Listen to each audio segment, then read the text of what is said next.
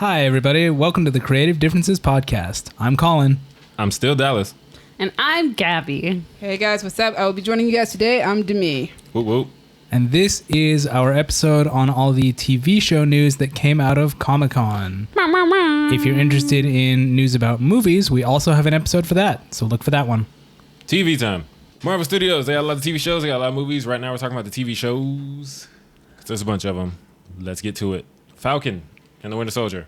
Right? That's the title? Yeah, The Falcon and the Winter Soldier coming out fall 2020. Yep. Not a lot was revealed at this panel, except for the fact that we know it's going to take place after Endgame.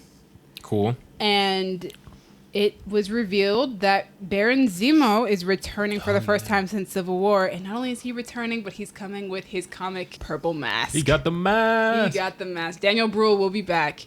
Quick question. Zemo. Yeah. I know that people get hard-ons for that kind of thing because it's like it is in the comics. Are we actually happy? Is that a good look? Is that something we want? I mean, personally, I haven't seen the footage, so I can't see what the mask looked like. I would, if I could see the mask. But remember, Mysterio's glass bowl thing looks ridiculous in the comics, but it looks pretty good on screen in the film. And I like it because, Baron Zemo in the comics he's more of a big deal to me. And, the mask is part of, the theatrics and everything of it. It's just, in Civil War, he was a good villain. I think he's kind of just a dude. To be honest, he's one of Marvel's best villains because he's the only one he's the first one to ever succeed in his plans. His plan went through. Yeah. But also I think he is theatrical in Civil War, but he is theatrical in behavior only. And not in oh, I see that there are green flecks in your eyes. Finally a flaw. That's I hated that line, but his performance, he delivered it well. Yeah, that's which is this dude is a Nazi in the comic books, which is kind of because in the movie he's not a Nazi, is he? No, he was. That's a decidedly Nazi line. Yeah, he's a Sokovian survivor. To say oh, your eyes aren't completely blue, you're not completely Aryan. I'm glad I found a flaw in you. I feel like that bled over from the comics when he was a Nazi. But I'm excited for the purple glorified ski mask. I am too, and I would like to see it, but they didn't release the footage. Yeah, and also since he is a good villain. Yeah. I'm glad when we can bring the good villains back and not. That's just why I lose kept them saying all. we should get a Thunderbolts movie. Stop killing all the villains so we can get Thunderbolts. So what you're saying is, What I'm saying. We need to find some convoluted comic-ass way to bring Killmonger back. Oh, yeah, definitely. Oh, absolutely. Definitely. For sure. But yeah, I'm excited for the Falcon and Winter Soldier. Just based on concept. I love Falcon. I love Winter Soldier. I feel like they don't get enough to do in the Captain America movies. Anthony Mackie and Sebastian Stan have really good chemistry together. And they're funny. Oh my gosh, them on the panel, I think their panel lasted 4 to 5 minutes, and they're just goofballs throughout the entirety of the panel. Anthony came out with the cap shield, and then he let Sebastian hold it for a couple seconds. I was just like, oh my god, fucking Cap. Which also gives me questions because, Sam is not Captain America? So he's not Captain America, but they are saying that he is going to wear a Captain America suit on the show at some point. Okay, because I don't know if they're going to go full comic with it. He was going to be the new Captain America. He is Captain America, that's it. Or But it sounds like he is Falcon. He's going to be the Falcon, but he's going to have the shield. What are we going to do? Because as much as I'm not a huge fan of legacy characters for as far as the naming and stuff goes, I like the story arc when he becomes Captain America and they kind of tie it to hashtag not my Captain America, because that stuff happens when they go so far as casting someone. So to see it in the MCU, to see people react to it, because it would be a big deal. Yeah. If Captain America disappeared or whatever, and then Sam Wilson starts flying around. Oh my gosh, he's black. Mm-hmm. He's black. Kill him. It'd be a very different situation. I don't know what they're gonna do in the show, but I'm with it. I'll check it out. Rumors are that Emily Van Camp might come back as Sharon Carter, which I hope she does because she deserves a lot better than what she was given in the Captain America movies. That could be fun. I'm so sorry. Sharon deserved better. Sharon should have ended up with Steve. I'm so sorry. But yeah, so that show will be coming out on the Disney streaming service and on Disney Plus. Yes. Fall 2020. I think they said there's going to be 8 episodes. Yeah, I heard it was a limited 8 series. episodes. They're filming for 6 months. They asked Anthony Mackie if they think that they can take Baron Zemo, and he's like, "We did it once. We can definitely do it again." So, I mean, y'all two didn't do it yourself. It wasn't that situation. Right. Sam, you weren't there. Right? What do you mean we did it? Who's we? Black Panther's the one who arrested him. Right? But yeah, so that's... T'Challa, then yeah, you can take him. But yeah, I mean, Winter Soldier can call him, I'm assuming. True. With his white With wolf that Wakandan persona. But yeah, so that's all we found out from that panel. The next one that came up was WandaVision, which comes out spring 2021. WandaVision. If you can't tell what that show is about, it is going to be about Scarlet Witch and Vision. Obviously, Elizabeth Olsen and Paul Bettany are returning as Wanda Maximoff and Vision, respectively. And surprisingly enough, it is, well, not surprisingly, I think I already knew it was going to this was going to be the way that they were going to do it. But it is happening after Endgame. So that means that Vision is coming back in some way, shape, or form. Some comic booky, convoluted way to bring Vision back. I mean, he's technology. He was never a man, so I guess you just got to move him to a different hardware. He's in the cloud somewhere. Yeah, he's in the cloud. That's what that's what happened in Age of Ultron. Remember, he was in the cloud basically. So just download him somewhere else, man. Yeah. Put him on a phone. Yeah. So the show is gonna dig deeper into Wanda Maximoff as a character. It was said in our movie recap that show is going to tie into Doctor Strange in the Multiverse of Madness. But I think the biggest announcement for that show is that Monica Rambeau will be on it. Oh, right. And Tiana Paris will be playing Monica Rambeau. If you do not remember who Monica Rambeau is, she was a small child in Captain Marvel, and now she will be a grown adult in this series. Tiana Paris seemed very excited to be on the show, obviously. Understandable. Is this coming out after the Doctor Strange movie? I don't remember. Okay, I think what they Yes, it exactly is, said actually. was... Okay. Oh, it's after? Yeah, because I think... Oh, wait. Oh, because... I think I'm wrong. No, because I think what I read was that someone said, or Kevin Feige might have said, that, like, the events of WandaVision will end with Wanda, like, on Doctor Strange's doorstep, like, yo, what up? Oh, yeah. That makes sense, because... So, it comes out... The show comes out spring 2021. Doctor Strange and the Multiverse of Madness comes out May 7th, 2021. Okay. So, yeah, it comes out, like, immediately after the show will be done, I'm assuming. Because I'm like, if they're going to do some multiverse stuff, maybe they just, like, snatch up a Vision from another universe or something. I don't know. Yeah, They'll find a way to do it. It'll take place beforehand, and it'll lead into the film, which Agents of S.H.I.E.L.D. sometimes used to do that, which is pretty cool. I like when they do that stuff. Colin. Me. You were excited for Scarlet Witch to get robbed by a robot. So Absolutely. they can have the babies. I mean, it kind of... My interest is summed up by a tweet I saw that was like, catch me fast forwarding through WandaVision for any hint of Billy Tommy content, because, like... You can't really yup. fast forward it if you don't know where it is, though. Exactly. You have to watch wait it. until people say where it is, or if it's there, and then you fast forward through it for the scenes, and you move on If with your that's life. the case, you can just find GIFs on Tumblr and call it a day. No. You have to watch the scene. Probably Do find you? the scenes on Tumblr, too. That's true. Or, anywhere right. the internet is provided. Twitter. You're right. Anywhere where they Facebook. do video, True. you'll probably find it. Anyway, yeah, I want her to get Rod. How are you feeling about Monica Rambeau being on the show? Because you are also a big Captain Marvel fan. Yeah, I mean, I like it.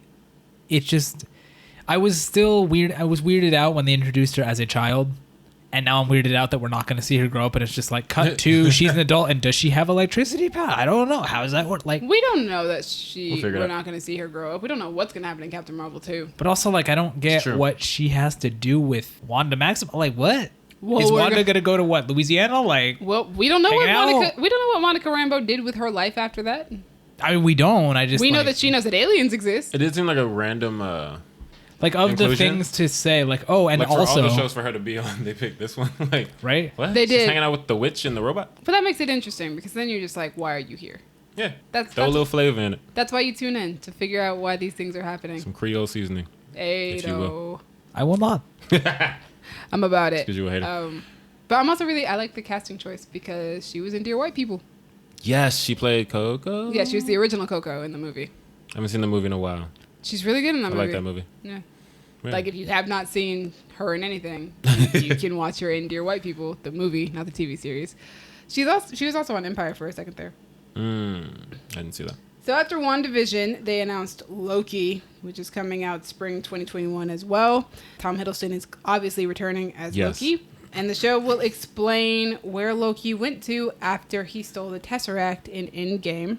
Hiddleston described Loki's state of mind as being fresh off of the Avengers movie, the 2012 Avengers movie. Right after Hulk Molly whopped him. Yeah, so before he's even gone through whatever, if you want to consider it a redemption arc, before he goes through his redemption arc, so he's still kind of a villain. And so Hiddleston he said that Feige showed him the plans for the direction that they're taking Loki in, and that he's very interested in going somewhere that most people have not gone. I feel like I don't care, only because I don't like Loki as a villain. I like Loki As a I like character. Loki's after his redemption arc, or like as he progressed through it. Like I like Loki as a Thor supporting character. Okay. And if you wanted to give me a show with that Loki, like a show with like Loki and Thor as they are in like Ragnarok. The brotherly duo. Yeah, like the squabbles with like kind of a funny thing. I don't like Avengers era, just like kneel before me, blah, blah, blah. Honestly, it just felt generic. It's like you just want to rule over the planet. And like, I get that he has a backstory and I see why, you know, he didn't get Asgard, he didn't get what he wanted, but it's just like, I didn't really like that Loki. And he's not as interesting to me. I've always liked Loki. I have felt that Loki has oversaturated the Marvel Cinematic Universe. I like Loki in the first Thor. I loved. He was the first Marvel villain, I feel like, that really, like, in the way that Killmonger really affects people because you understand why he is the way he is. He's very sympathetic in that way. Yeah. Loki was the first villain in the MCU to do that because you saw why he was the way he was. He was lied to his whole life, and he was adopted, and he's actually the race of a people that the people that he's grown up with hate and kind of tried to commit genocide on. Yeah. So, like, yeah, you understand it's a very sad story, and I like his storyline, but I just feel he's oversaturated. I feel like the problem with that is, I think it's a Brooklyn Nine-Nine quote, like, cool motive, still murder. Well, like, no, but that's not to say like, that's that the thing, is like, we're excusing him from it, but I'm No. just saying but I feel good. like that backstory, like, doesn't actually, I don't connect those dots. Like, you tell me Killmonger, I say, okay, those dots connect. Like, he has lived a life and seen his people be oppressed, so now he's gonna go way too far in liberating them, but I get what he's doing. Loki is like, I've been oppressed, you know, I've been lied to my whole life, I'm gonna conquer the world. Like, His reason, but his reasoning for conquering the world was that he was trying to prove himself to his father, because his father overlooked him for Thor every time, because Thor was the older brother and Thor was the biological brother. When you've gone through that, and then not only that, right, but then Odin that was has also nothing kind of to abusive. do with his own qualification. Like, I mean, if your parent figure is telling he's you, never gonna love you, he's a dick. yeah, but like, still, that doesn't mean that you don't stop trying to. There are people out there who still try and please their fathers and stuff like that, even if they're in that sort of situation. Yeah, like Nebula. Yeah, Nebula was in even worse of a situation, and like, she was still trying to impress Thanos no matter what he did to her. Yeah, and like, my issue isn't whether he's like sympathetic or anything like that. I just didn't find him interesting as as that character. That's interesting. I thought he was. Yeah, but also I think they can go either way with it, because Marvel knows that people love that Loki, and They that do. people love the new one too.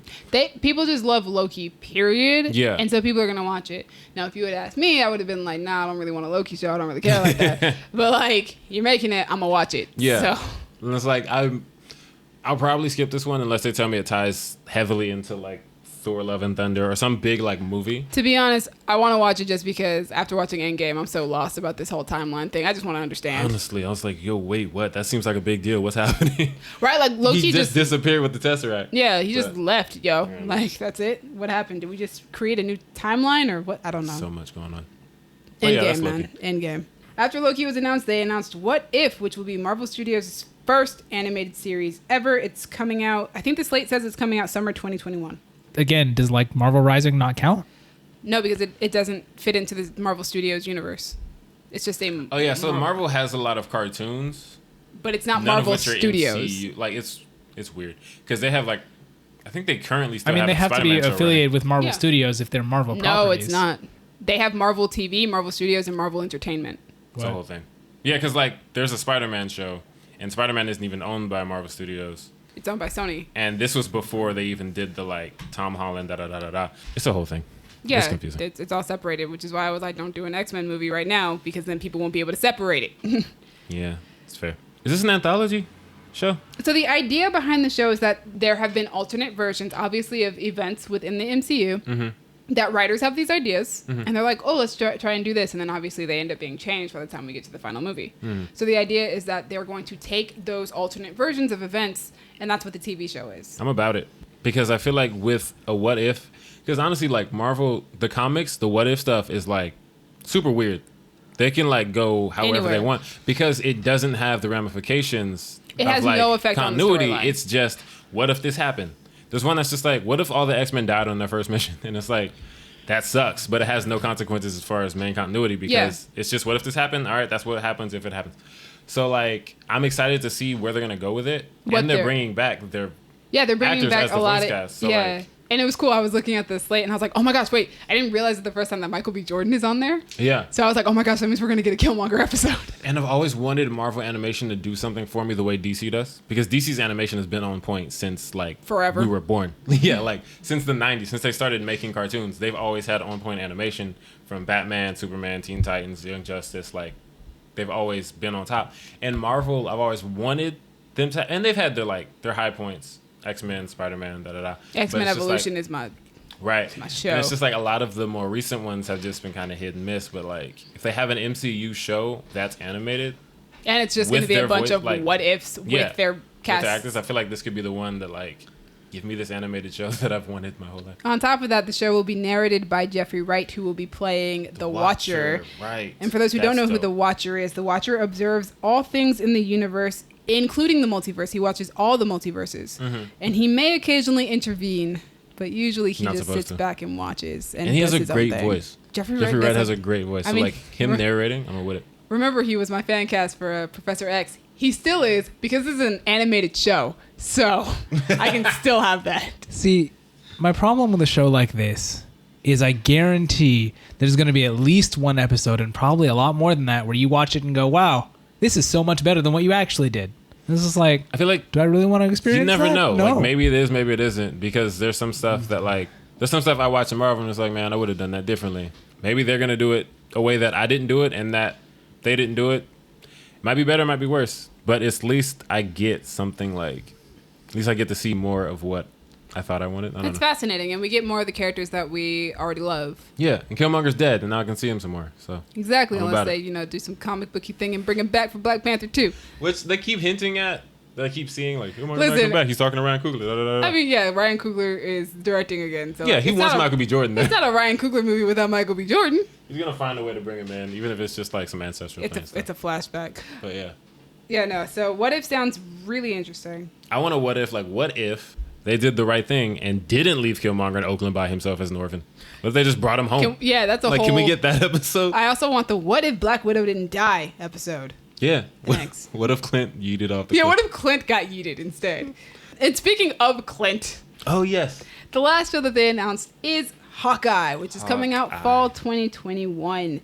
Jeremy Renner is returning as Clint Barton / Hawkeye, and they officially announced that Kate Bishop will be arriving in the MCU through this show.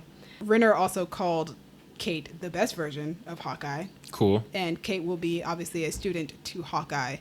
Makes sense. I'm excited because I've been saying for years, a lot of people have been like, Black Widow and Hawkeye deserve a movie. Mm-hmm. And I'm like, Black Widow should get a movie. Mm-hmm. Hawkeye should get a series. Interesting. Because something about Hawkeye just feels like TV series, maybe even sitcom-esque. If you've read Matt Fraction's Hawkeye, feels very like we should do a sitcom type of thing. And I'm pretty sure that's what this show is going to be based off of. That's what their logo that they presented is based off of. It's based off of Matt Fraction's version of Hawkeye. So I've always thought that a Hawkeye TV show would be best. So when they announced that they were doing a TV show, I was like, thank you for listening. Somebody in the universe heard me. I think I could get down with that because I really like Hawkeye as a character. Like since I think probably Age of Ultron, I've like started to like him a lot more. Because they gave him more. And he's very likable. Like Jeremy Renner is very charming. Yeah. And honestly, like he's hilarious. Like I saw him in Tag and it's completely off the wall, ridiculous, but he's a really funny dude. And which is what Hawkeye should be. Yeah, and like they give Hawkeye these moments of like levity, like when he's talking to Scarlet Witch, like, we're fighting robots and I have a bow and arrow. Like none of this makes sense. But he's great, and I think I would like to watch him in his own show because I think part of the reason people don't take to Hawkeye is they're doing all these things on such a grand scale. Like a robot is trying to drop a meteor to the world or like trying to destroy the Earth. You shoot arrows. This ain't your lane. But like if you, it's like Hawkeye in his own world on his own show, like doing things that probably doing to like him. Street crime or whatever. Like, yeah, that makes sense. Which is why I was so happy when he became Ronin. Like seeing him do what he does as Ronin, like that's your lane. You don't need to fight the giant aliens and the robots. And and people say the same thing about Black Widow. Unfortunately, Black Widow and Hawkeye are the the ones who really got shafted by the storyline of the MCU. Like, neither of them really got the amount of attention. For being original Avengers, they really haven't gotten the attention that they deserve on screen. Right. Natasha gets a little bit more, but even then I would say she's not a full character, and she probably won't be until we get her movie. And I feel like Hawkeye suffers from the same problem, but even more so because he has even less screen time than Natasha does. So him getting a TV show is going to be for the best for that character. Feige also teased that we will be seeing him in the Ronin costume more on the show. I love it. So I'll watch it. As mad as I am that Black Widow was the one that got yeeted off of that cliff, you know, the fridging women cliff, I'm still very excited about. I don't know if I'm very excited, but like I anticipate this show, and I'm curious as to what it's going to be, because I did want a Hawkeye TV show. I asked for this, and it's coming. And you're getting it. So, you know, from Marvel Studios, we're going to continue in the Marvel Cinematic Universe, but not quite the Marvel Studios panel. Agents of S.H.I.E.L.D. Oh, right. Which I'm the only person in this group who watches. It was announced shortly before Comic-Con, I think like the day of Comic-Con starting or the day before, that Agents of S.H.I.E.L.D. will be ending with Season 7 in 2020. Okay. To be fair, that is more seasons than we ever anticipated getting. I'm still really sad about the fact that it's ending. Yeah. But like, yeah, every season up until Season 6 was like, so we don't know if the show's ending. So every season finale feels like, here's the series finale. Yeah. Because we don't know if we're going to end it. Before Season 6 even came out, they were like, you guys are getting 6 and 7. Oh, nice. And then it was announced recently that 7 will be the end. The showrunners and the producers decided this was it. They wanted to be done with it. They wanted to end it on their own terms. And so this is how it's going out. 7 seasons is a good run. 7 seasons is a very good run, especially for a show that a lot of people don't think started off very well. Yeah. I absolutely love that show, and but I watched the panel, and the only thing that they released is they released a teaser for the final 4 episodes of the current season that's running. Yeah. And one of those episodes aired during Comic-Con, so now there's nice. only 3 episodes left of the season. Either they were in the middle of filming their final episode, or by this point they might already be done. So it's bittersweet. Like, I'm like, yes, I'm really glad that we got this show. My second favorite character in the MCU is on the show, Daisy Johnson. Right. And I found her through this show. I've read some really great comics with her in it, Secret Warriors, because of the show. Yeah. Most of the panel was literally just them watching like montages of things that happened every season, then discussing what happened in those seasons and how they felt filming it and stuff like that. I'm sad. I'm a little sad. I realized during the panel while I was watching, I was just like, Agents of S.H.I.E.L.D. is a really good show, but it's not a really good show in the way that like Game of Thrones is a really good show. Okay. Or like Dexter or any of those shows. Like, it doesn't do anything that like big or epic or anything. Yeah. I mean, like, it has epic storylines, but it doesn't do anything that really puts you on the radar of Agents of S.H.I.E.L.D. Agents of S.H.I.E.L.D. is like comfort food. Okay. It's good. It's a good show. There's, good storylines, but it's comfort food. It's the show that you go back to when you're tired of watching all that other stuff. Yeah, you don't need the epicness of a Game of Thrones or like a Lost when that was a big thing. Yeah, the characters are great. The storylines are good. You come back and you come because you love the characters. And I was kind of reminded of that watching the panel. So, got one more season. It'll be 2020. Nice. 7 seasons is a lot. I'm glad they're going out in their own terms. I've never like been a fan of the show personally, but I don't think it's a bad show or anything. So I'm glad that they can end on the way that they want to, not just like, oh, you canceled, because it happens to a lot of shows. Yeah, and they just be like, all right, this is it, guys. No and more. that's what they were afraid of for years, with that it was just going to be like, well, they're canceled, that's it, we're done. And now that's not what's going to happen. They're going to end on their own terms. So yay them. Shout out to them. Shout out to them. Hey, Colin. Yes. You want to talk to us about She-Ra? I can do that. Sure. So, She-Ra, I think they had a panel. They did, and they released a trailer for the new season, and I think a clip from the... No, I'm sorry. Just the trailer. I'm thinking of something else. I'm excited. I mean, I just watched season 2 like over the past few days, specifically so that I could watch the trailer for season 3. And like that show is like, I don't think I love it, but like I like it enough that it took me a while to get around to watching season 2, but now that I did, I'm glad that I did. It's a lot of fun. The last episode of season 2 was really interesting because it was like I was seeing stuff about it when it came out that people were drawing a lot of parallels to like, ooh, a part of the queer experience, you could very easily read into this. That like one character is trans or whatever. And then I watched the episode and I was like, oh, this is not even subtle. This is like, hello. I don't know if it's going to go in that direction, but shit, definitely you could see it going that way, and that's kind of cool. It's really interesting. I saw like I haven't finished season 1 yet, but from what I'd seen, I really liked it. Yeah, I like it a lot. I mean, there are characters on that. Like one character in particular is like every single scene she's in, it's like, all right, I don't care what's going on in this scene. I am here for you. Everything you do, I love. You can do no wrong, and I love you. Like that's really fun, you know. I like Noelle Stevenson a lot. I think she's a really cool lady, and I'm just really excited to know that the show will keep going, and that like it's weird because I don't hear a lot about the show, and I kind of like that because season 2 came out earlier this year. Season 3 is coming out in a couple weeks. Yeah, I found Like- myself when I was looking. When I looked it up and saw that there was like a season 3 teaser, I was like talking to Emily who watches it, and I was like, "What season?" I was like, "Is there a season 3? Like, is there a season 2 already? Like, you guys had one of those?" Season 2 is shorter. It's only 7 episodes, so maybe season 2 and 3, maybe they made them together and split them out or something. But I don't know. It feels. I worry about this show because it reminds me a lot of like Voltron. Because Voltron, when it came out, was like the biggest thing in the universe. And then people were looking back at it and they said, wow, Voltron really took place over the course of like 2-3 years. They came out with 7 seasons of content and it became this huge thing. Part of me wants She-Ra to blow up like that. And part of me is very afraid. It gets a little frightening when stuff starts blowing up that you really like. That's But, like, really small. Even if it doesn't, I like the show for what it is. I will continue to watch it. I will continue to enjoy it. It's definitely one of those things that I forget when it happens. But when I do go back and watch it, I'm really glad I did. Honestly, when you first said She-Ra, I was thinking of a completely different character. So I just looked her up and it's like, oh, that one. She's the one who's associated with He-Man. Yeah, Master of the Universe. And Yeah. Which, like, I know that this show is a reboot, and so they don't get a lot of choice in terms of character names. Yeah.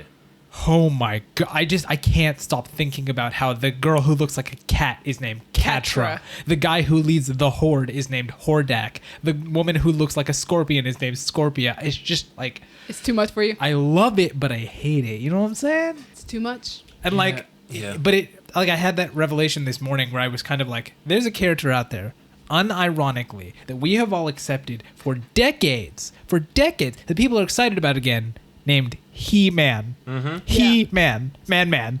Yeah. Yeah. Man squared. Masculine. Yeah. It's just I hate it. really. And He's why are we all Superman. excited about it? Why Really are we all dumb. happy about it? But I Why did think, we like, all accept Didn't he that? start as toys or something, right? I don't care. I don't Like remember. Maybe. they were just like, what are kids like? Being Man. they want to be like, men. Here, the boys want to be men. Boys Play with the wanna men. be- It's just like it's just. Boys want to be manly. It's so goofy. He-Man is the goofiest name I've ever heard. But like, we all just bought it. yeah, because they're just like, it's a big dude with a sword. Here, play with this. Oh god. All right. Next up is Gabby. She wanted to discuss Brooklyn Nine-Nine and The Good Place, I believe. Yes, the good place. The Good Place. The Good Place. The The good Good place. The Good Place. The good place. The Good Place. Yes. So Brooklyn Nine-Nine is probably my favorite TV show that is on TV right now. So the panel was adorable. Everybody wore matching tracksuits. Cute. And the whole cast was there except for Andre Braugher and Stephanie Beatriz, because Stephanie Beatriz is in New York filming In the Heights, and Andre Braugher, I don't know what he's doing, but All right. he's probably just too important for Comic-Con, and I get it. But right. they No wore one- matching tracksuits. No one is too important for Oh, Comic-Con. excuse me, he is. Angelina Jolie was there. So she's not Andre Braugher. The only reason you know who that is. The man's a Shakespearean actor. He Ex- was probably off being Shakespearean. He's too important for Comic-Con. Let's be real. Thank you, Colin. The only Thank reason you you. guys know who that is because he's in Brooklyn Nine-Nine. Honestly, No, he's too important I know him for from this show, Glory. but it works. And he was amazing in Let's Glory, not pretend okay? like his Kenneth- ass made me cry. Let's not pretend like Kenneth Branagh probably has not been to Comic-Con.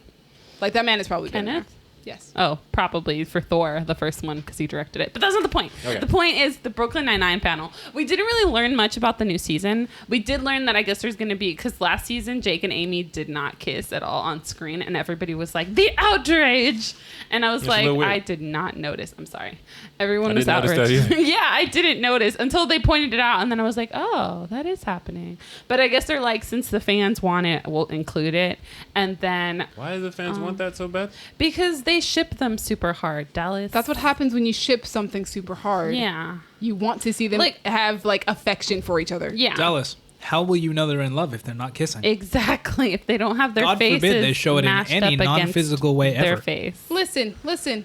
You show your significant other affection, whether that be through kissing or cuddling or hugging. Yeah. So what you're saying is he's just gonna raw her on screen next time. Dallas! I just said that to see what kind of reaction I could get from Colin, and he nearly fell over. So mission accomplished. Dallas! Yes. Okay. Anyway, it was adorable, and we didn't really learn much else from the new season other than there's going to be, I guess, more affection, and there was something else, and I should have written it down. Let me see if I can find it. Yeah, I don't watch Give me Brooklyn one Nine-Nine, so I have no idea what you guys are talking It's about. amazing, and you should watch it. Oh yeah, they said that there's gonna. Do you remember the Jimmy Jab games? Nope. Okay, well, it was one of the best episodes on the show ever, and there's gonna be a return of that, and they're campaigning really hard to get Bruce Willis on the show because obviously, and I'm down for that campaign. So hashtag BeWilly99 is what you need to hashtag so that hopefully Bruce Willis decides to be on the show. Most importantly, did they mention Doug Judy, the Pontiac Bandit? No, but he comes back every season. Good. Like there's no, I'm pretty sure that like, what's his name? Robinson? Craig Robinson. Craig Robinson clears a schedule to do it. As he should. And he should. He's great. He's my favorite part of that the show. best. I look forward to that episode. Also, it's always a surprise when Doug Judy's coming in. Yeah. And I love it. I'm like, this is and every time, I don't know why, every time I'm surprised. I'm like, this is a Doug Judy episode. Yes. Yeah, and it's amazing. he's the best. I'm just really excited. It's one of the better shows on screen. Their cold opens are like some of the most funny cold opens I've ever seen on television. Sure. And They're great. it's just a delightful show where everybody's good at their job and everybody's nice to each other at work, which is something I wish I could say is true at my job. Yikes. So your job is not a good place? Speaking of good place. Speaking of the good place. Yes. So they announced earlier this year that the fourth season would be the last season of The Good Place, which I feel like is a good call. Okay. Do you guys know what The Good Place is about? Yes. Yes, I know what it's about. Okay. To clarify, you're saying you think they're ending it in a good place? Yeah, they are. All the Good Place puns today. Anecdote time. A few years ago. Are we doing this? Yes. A few years ago. No. What? What do you guys? Just tell the story. Just tell the story because I'm a Gabby has to leave soon. Colin's fear is making me afraid. So a few years ago, we went to Universal Studios for Kayla's birthday. Oh. And we went I on, remember. what is it? It was the Studio tour? Universal Studio Tour. Yeah. And the guy, very charming gentleman who was giving the tour, he was talking to us about a show that they were working on that stars, was it Kristen Bell? Is that her name? Yeah, he was like... So they were Sarah telling you Kristen about Bell. The Good Place. Yes, And they but said, like, he said the name. that's why it's a story, because he Yeah. said the name so often. Yeah, he Like, kept saying the good place, the good place, the good place. And we were like, what is he talking about? He's like, yeah, it's a show with Kristen Bell and da-da-da-da-da. he was like, it's gonna come out this fall, and it was like it hadn't even come out yet, but Yeah. he was basically just saying, that they Promoting shot it. the show. He was promoting it. They shot the show on our lot. Da da da. Yeah, but like... He said it so much, and it was hysterical for some reason. just kept on. It's like it became a commercial for the Good Place, and we were just like, well, yeah, that's what they do. They plug their shows or whatever. I didn't think it was gonna be a big deal. So then the Good Place came out. It was and, funny like, because a few weeks later, I think I saw the trailer for the Good Place, and I was like, Yeah. oh my gosh, guys, you'll never I was believe like, what I saw. It's the Good Place. And, like the show came out, and then like it got to a point where like last year in my TV pilot class, we're watching the Good Place. It's a great Yeah, and show. I was like, the show is like blown up, and But like, it time blew I- up from the beginning, though. Yeah, it Yeah. did. But it's just every time I hear the name of that show, just I think of that studio trip. tour, and the guy was like, the Good Place, the Good Place, the Good Place, the Good Place. Starring Veronica Mars. I was like, all right, Yeah, cool. but it was like, it's a genuinely amazing show. I've seen parts of it. It's funny. And there's like twists and turns, and I'm like, wow. But basically, the show is getting to a point where it's like, where else could they possibly take this? Because Okay. it seems like a very contained, like even after the first season, I was like, where is this going? Like, how could they? And then they managed to like keep it going for 2 more seasons. But at this point, it's like, I'm exhausted and I want a resolution. Yeah, I feel like a lot of shows start off with like the first season has like a concept, and you're like, that's a great concept. But then But, like, they get how like are you picked going to up, and you're drag like, this out? Yeah, Big Little Lies was like that. Once Upon a Time was like that. Like Once Upon a Time, it was like, Yeah. this is a great concept for a season, but what do you do in What are you second gonna season do? when Exactly, this is what are no you gonna longer do for the rest? Yeah, when this is no Exactly. longer like apt anymore. Yeah. Luckily, like the first season ended on a cliffhanger, so I was like, oh no. and then they went in a completely different direction, which I would really dug. But it's getting to a point where it's just like, they're really, what else can you do? So I'm really glad that they called it. They were like 4 seasons. The story's going to be complete and over, and it's a great place to be. It's like a good spot, and it's a good place. It's a good place. Damn it. And I'm just really looking forward to this season because it did, as always, left off on a cliffhanger.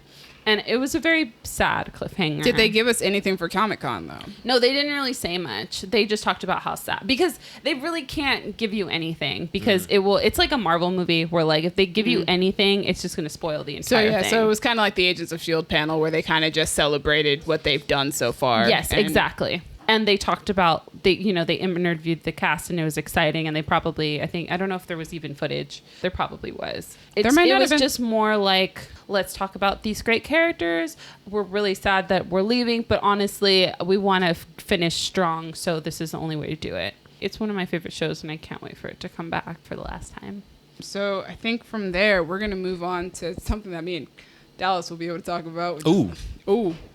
It's going to be the DC universe. And that's just everything on the DC streaming service, not like CW stuff. Okay, yeah, because I was like, wait, what does that mean now? So DC Universe means Titans, Doom Patrol, Young Justice, and Harley Quinn, which is what we got information about. I don't think we got a lot of info on Titans.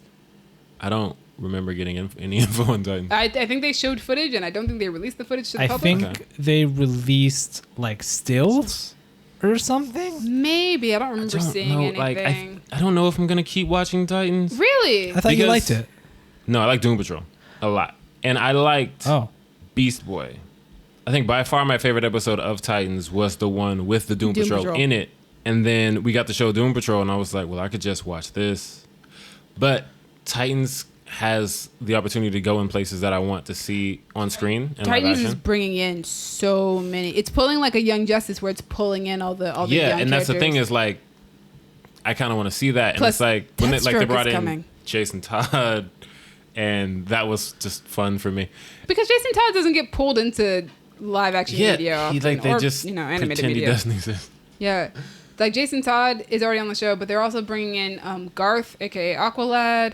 Okay. Deathstroke's coming in. Deathstroke is one of my favorite characters. I think 2 of Deathstroke's kids are going to be in this season. Oh, wait, Rose? I think Rose and Jericho. Nice. See, this is one thing. Like, I like Titans in the comics. I like Titans in the cartoon. And the show can bring in a lot of stuff that I like from those mediums. I don't know how they're going to handle them, but I want to see Deathstroke. And I want to see Ravager, Rose. Because she's dope. Yeah, so like It's just like, I'm curious how they're going to do it. I'm excited. I'll probably check it out of curiosity. I didn't watch Doom Patrol. So right now, Titans is kind of the only thing I've got. You should. I do know how many shows I got going on. It's on my list of things to watch, though. I don't know if you should. You should. Oh, God. It might be too weird for you. You should. Listen, I've watched a lot of weird stuff in my day, so I might be able to handle it. I don't know. Also, like, so you did come out of the other side of Doom Patrol liking it a lot. Yes. Because there was a point at which, with a few episodes left, you said you were probably done with the show. That's true. Like, there were points, and honestly, the last episode, I didn't even really like that much, but it was just like, I don't want to let the lower points ruin all the high points for me. Because the high points are great. Like, the show was really funny. I honestly give them points for how weird they are, because I really like when a show is just like... tries to be unique. We're going to do whatever we want. That's why I really like the shows on FX. I love Atlanta, because they just let Donald Glover go off the wall. Teddy Perkins. That's all you got to say. Still haven't watched that episode. That's the episode I'm on. We will have to. Oh, we got to see that with you. And Legion.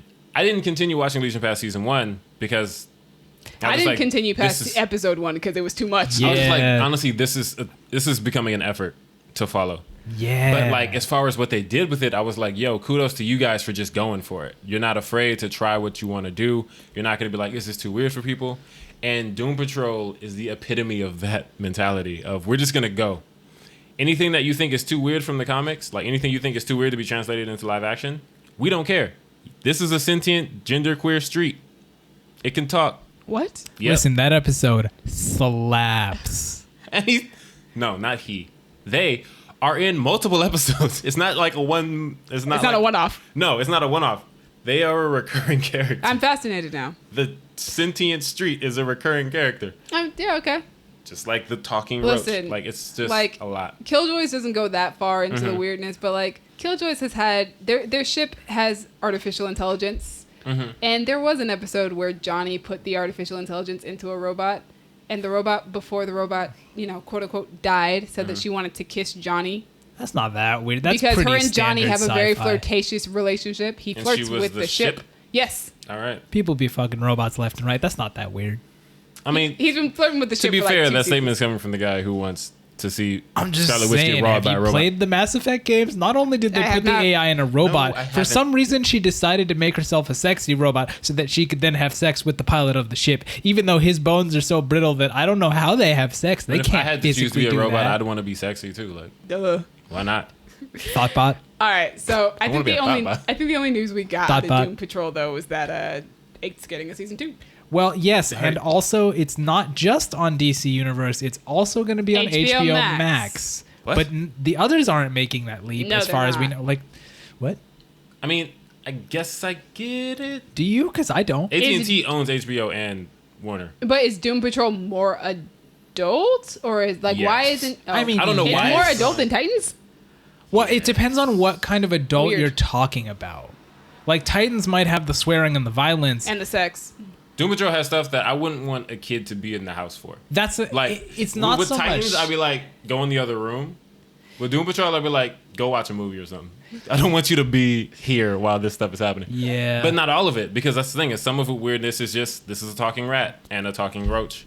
Some of Yeah, it that's is fine. We see those in Disney movies all the time. exactly. Some of it is like everybody's just busting the nut spontaneously. You don't technically see the nut. You don't. Everyone is fully I'm clothed. sorry. Does the rat call the roach daddy or something? Yes. All right, I moving on. believe I think it's the rat. Moving on. It's a Yeah. weird show. Moving on to a show that is They're also That is- gigantic at the time. Yeah. not quite as adult. I believe the line is something like, "I want to spread you like the plague, Daddy." Yes. Something like that. Yeah. This is what I'm talking about. Oh That show. no. It's too much. We're gonna move on to Young Justice. Oh no, we're moving on to. Well, I guess it's not really a kid's show anymore. That's why I said something a little less adult. Yeah, because it's something not a that kid show anymore. Was a kid show, It is not anymore. which is crazy because that show like started as a way to sell toys, and now it's just like Nah, we adults now. you don't even need to be watching it for your kid. See, what I appreciate about this current season of Young Justice is that they realize that their audience is not children. It is, True, we are adults. true. And so they aged up the show. They did. That night after scene between Black Lightning and the scientist chick, Yeah. me and Dallas were just like, oh. The scene where Superboy hurries over to the bathroom because Miss Martian tells him that she's not wearing anything except her engagement ring. Yeah. I was like, guys, this is where we're at now. And also the scene that I don't think was supposed to be sexual, but the line and delivery of it was straight out of a porn. When Black Lightning is fighting, I can't remember who it is, but she says something like, "I'm not afraid of a little lightning." I think maybe it's Livewire, but he grabs her and he says, "You've never had black lightning." And I was like, Once you go black, you never go back. Like, what? basically, but during a fight, and it's like, okay, this isn't supposed to be sexual, but like, It is. you took that line from a 70s porn, I'm sure of it. Also, the amount of times that Halo dies. Oh my God. And the way she dies. The way she dies are so... It's not like she just gets shot or like, oh, And she it's got not like it poisoned. happens off screen either. We have to watch every single time. That She's show was getting just like... brutally murdered. That show was like, oh, y'all ain't kids no more. We Yeah. got this. Man, but Young Justice, I haven't caught up yet. Me either. It's been on for a couple of weeks now. But it might be better just to binge all the episodes. Maybe. But I don't know. I just haven't had time. But I think they're releasing, what, 3 at a time? Yeah, they really. I think that's a good, like, I can Yeah, watch that's a 3 at good binge, time. yeah. I don't need to binge, like, 16 or I whatever. think Comic-Con was basically them announcing that they are getting a season 4. I'm with it. Unlike the last couple of seasons where we've been like, is it ever coming back? Or, season 2 where it's just like, oh, it's canceled. And now it's just like, nah, guys, we got a season 3. We got to have a day where you come over and we watch it. Yeah, Because we're going to go through all those episodes real quick. we got to. Young Justice is that show, though. I I'm with love it. Young Justice. I've loved so Young much. Justice since I first saw season 1. So- So, like, I like the growth that it's gone through, but also it's gone through so much. Like, as far as story arcs and, like, all the different characters who have their own story arcs, and there's time jumps, and now there's a bunch of different characters. Yeah. There's, like, 4 different Roy Harpers. It's a lot to keep up with. He just has a lot of clones. That's all. It's too many clones. He He got clones. He got a cousin. It's like he got a clone pretending to be his cousin. He has 2 clones and a cousin, right? I think, or one of the clones is just pretending. I don't know. It's too much. I don't know. It's too many Roys. See, I'm really excited to get back into this though, because I didn't get into Young Justice until after it like literally was canceled. I didn't start watching it until it was like, watch season 2 on Netflix, so hopefully we get a season 3. Yeah, okay. That's when I watched it. Yeah. Like I watched it and was just like, this is literally probably the most amazing animated show I've ever seen in my life. This is so good. It's great. But this season, like I really want to get back into it because of the Jason Todd storyline that they just left hanging in the first half of the season, and the Talia al Ghul one where she clearly has Damien in her arms. Yeah. Like, don't play with me. They're going some places with it. You literally brought my second favorite Robin onto the show as a baby. Like, I must know how we've gotten to this point. Yeah. I'm excited. I love Young Justice. It's just It's great. so good. And onto their other animated show, they're releasing Harley Quinn. Harley Quinn. Did you watch the trailer that they released? Yes. I did too. I got a real like 90s Adult Swim feel from it. Like Yeah. it felt like Daria a little bit, and I was really into that because I love Daria, but just like mega violent. Yeah, that's a show that like I like the animation style, so I feel like I will watch the first episode and then I probably won't end up watching anymore. But you know, I'll give it a try. Like, I love Harley Quinn. I So do when too. they first said they were making the show, I was like, yo, I'm about it. Let's do it. And I saw the first trailer from like way back when. It was like a teaser kind of thing. Oh, I don't remember that. It was one with her and Poison Ivy sitting in a prison cell. And she's like, it's basically just her announcing the show. Fun. Yeah. She's like, it's going to be fun, da da da da da. And then Ivy is like, I thought we were going something for like, you know, dark and broody, like a DC thing. And Harley's like, no, it's going to be fun. Or she looks at the screen like scared and she's like, that's an excellent way to make films and television. And then she like plugs her own show. And I was like, this looks fun. The trailer looks fun, but it looks also wild. Yeah, I was gonna say there's so much in it that I have no idea. Yeah. What It's impossible to follow I'm like, that trailer. I'm like, which I mean, Harley Quinn, Mhm. impossible to follow. She's Harley crazy. Quinn. Harley Quinn is crazy. But there's like a moment where Harley beats up Joker. I am here for that. And there's also a scene where Harley is on top of Poison Ivy, and you know, I could be here for that too. So. Also, whatever. Alan Tudyk is playing the Joker. Is he? Yes, he's the main antagonist on Doom Patrol, Is he? and he goes nuts. I love Alan Tudyk. Ooh, they better reference that. They like I But feel he's also played Green Arrow in a lot of. I think He does a plays- lot of voice. He plays See, Green yeah. Arrow on Young actually, Justice. see, I feel like does he? I think so. Oh snap! like the I don't know. Harley show might not reference Doom Patrol, but Doom Patrol will probably reference. That's the Harley thing, because show. Doom Patrol breaks the fourth wall. He does that whenever he gets a chance, and it's great. And it's just like it's the kind of show where it's like, oh, we're doing this. This is just what we're doing. So I feel like Mr. Nobody will probably talk about playing the Joker.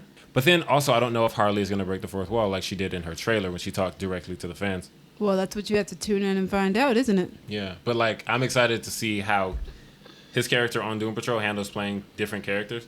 Because at one point he literally just starts like it's like episode 2. He starts talking to us. One of the characters shows like, who are you talking to? And he's like, one of the things he says is like people with DC subscriptions and Grant Morrison fans. Wow. And everybody who stuck around after the end of episode 1. And I was like, this is great. It's super weird, and they know it's weird, and they're embracing it. I feel like Harley will be very similar in as far as like they're gonna How go for it. wacky they'll go for Yeah, they're it? gonna go for it, and they're not gonna be As you afraid. should if you're doing Harley Quinn anything. Mm-hmm. There are other DC shows, but we're not going to be talking about the DC universe anymore. It is DCTV on the CW, which I think me and Dallas have both. We've collectively given up. It's the way that you said earlier, where like you just started feeling obligated to watch it instead of watching it out of enjoyment. That's kind of how I'm feeling about the Yeah. DC universe, about the DCTV universe. You know, I gave up on Arrow years ago. I've gotten to a point where I've been able to liberate myself when I'm watching a show week after week or just episode after episode, and I'm thinking about like, do I feel like watching this, or am I just watching it because I want to finish what I started? So then there came a point when I just stopped watching a bunch of shows because I was like, I don't really think I'm enjoying this anymore. And the thing is, it's not to say that whichever shows we're watching. For me specifically, DCTV, I only watch The Flash and Supergirl and Black Lightning. Right. So The Flash and Supergirl are probably the ones. See, I was like, I'm gonna drop them, and then I watched the trailers from Yeah. Comic-Con and was like, dang, I'm interested again because The Flash's villain is gonna be played by one of my favorite actors. Oh, okay, He nice. was on Heroes, and I don't know why I can only think of his character name right now. Sandil Ramamurthy? Yes, Sindel Ramamurthy is going to be playing the villain. And I was like, I love you, and I kind of want to watch you. And he was doing a voiceover over the over the trailer, and I was like, oh my gosh, I'm getting Heroes flashbacks, because he would start every episode of Heroes with a monologue. Oh, nice. And I was just like, I'm getting Heroes flashbacks, and you're going to be the villain, so it's probably going to be a well-acted villain. And I really want to finish the season that just ended, because I really liked the character of Nora, because I'm a huge Jessica Parker Kennedy fan. Okay. And then I saw the Supergirl trailer, and I was like, listen, to be honest, I don't think I care about anybody in this trailer, except for Lena Luthor. Right. And I haven't finished this past season of Supergirl, but from what I can understand from the trailer, is that Lena Luthor has now discovered that Kara is Supergirl and has been lying to her for the last few years. Ooh. And so at one point in the trailer, Lena punches Supergirl in the face. Ooh. So I'm like, I want to watch it to see how we got here. And also because I've been a fan of Katie McGraw since I watched Merlin. Right. And she's a fantastic villain on Merlin. And I know they're probably going to make her antagonistic in this season of Supergirl. She'll finally get to be like probably a Luthor. Yeah. So like, I really want to watch her do that performance. And I'm just like, are you guys going to sucker me back into this? Yeah. I have a question. Yeah. Who is the villain on Flash that the person is playing? Blood something. I have to look it up. All right. Also, another show. So I don't know what's happening on Black Lightning, to be honest. They had a panel. I didn't see anything that was said about that panel. Arrow is finally having its final season. What season is it? 8. 8? How did we get this far? 8? Dear God. I think I stopped at 4. I stopped at halfway through 4. Like, wow. Once they ruined Dinah Laura Lance's legacy, I was like, well, we're good. We're done. I think I might have finished 4 and stopped there. I didn't even finish 4. 8. Wow. Yeah, no. That's wild. Season 8. Emily Bett Rickards has left the show. I love her to pieces, so I want to see whatever she's doing after Arrow, because I've watched everything else that she's done. Wait, is she not in season 8? Nope, not at all. Okay.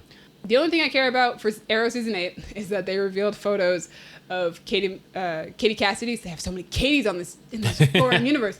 Katie Cassidy, Katie Lotz, Katie McGraw. It's a lot of Katies. They revealed Katie Cassidy's costume as Black Siren, but she's always going to be Black Canary to me. And oh my gosh. I saw that. I was like, hard eyes, like, this is what we should have had from the beginning. How did it take you 8 seasons to finally give us what we want? Like, this is Dinah Laura Lance. This is what she should have been wearing. She's got the leather. It's got the yellow, like, accents on it. Yeah, I saw that. It's got the fishnets and the lace. I was like, this is such a good Black Canary costume. What have you guys been doing for 8 seasons while you've, been treating her character so awfully and giving her horrible costumes? Like, why would you wait so long? But yeah, that's the only good thing that's come out of Arrow. It's about that Katie Cassidy is the perfect Dinah Lance, and that costume is incredible. I was so happy when I saw it. I was like, I don't even like this show, but dear God. I was like, this is a good costume, guys. Way to go. Finally. Yeah. Took you 8 years. At some point, there was a point when I gave up on all of the shows.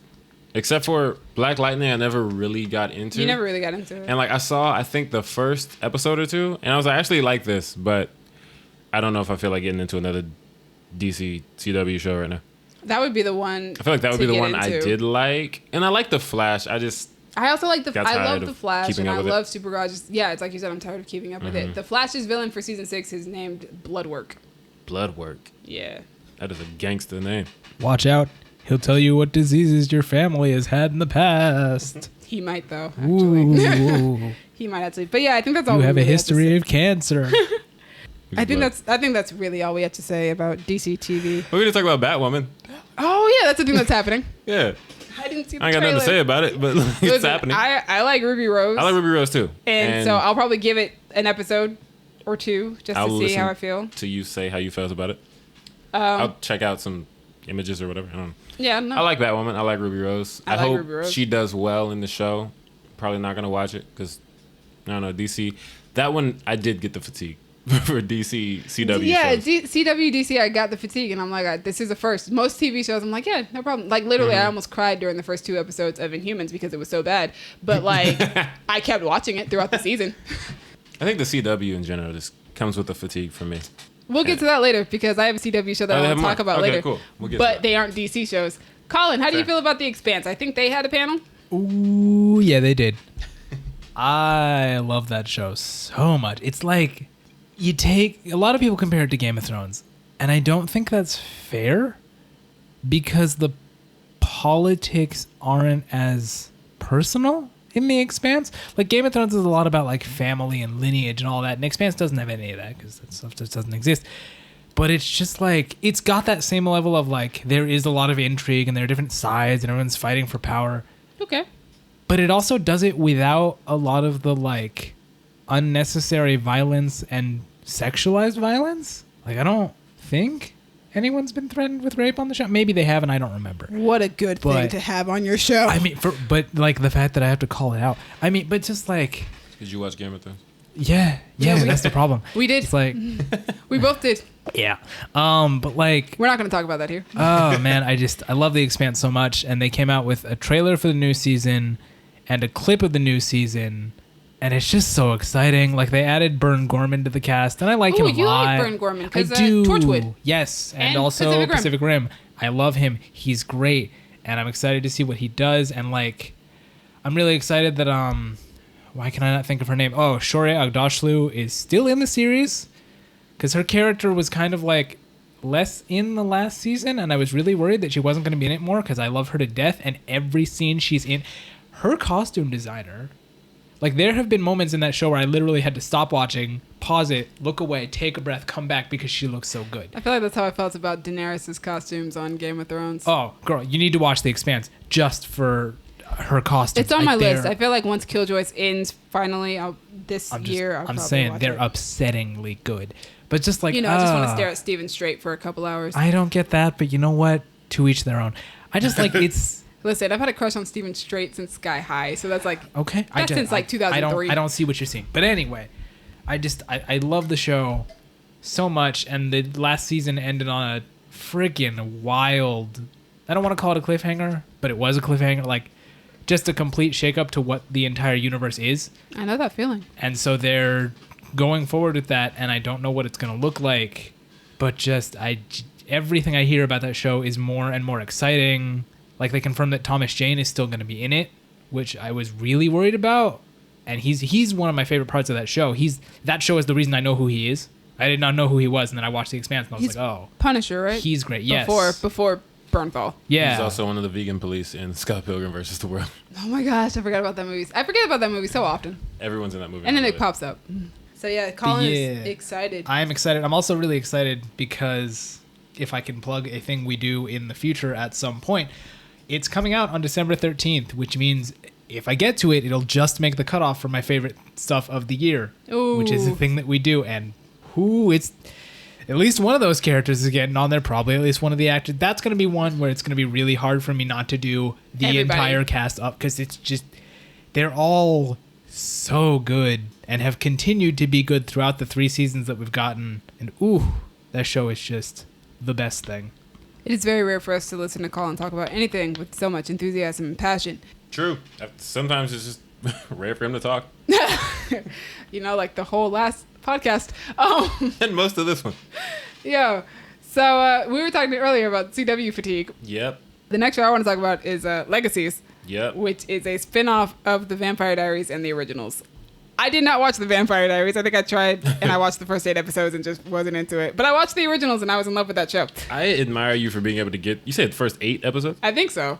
Listen, it's been years. I might not have gotten even through that. I say, like, if I don't like a show, I'm not getting through 8 episodes. Listen, it's not that I didn't like it. I think I liked it. I just was like, this is not. You just I'm fell not. off? I'm not into it. Okay. And plus, it was like 3 seasons in by that point. I was, I was like, I'm not into it. Yeah, I'm not doing all that. I loved the originals. The originals was 5 seasons, and it was great. One of the original vampires had a kid with a werewolf.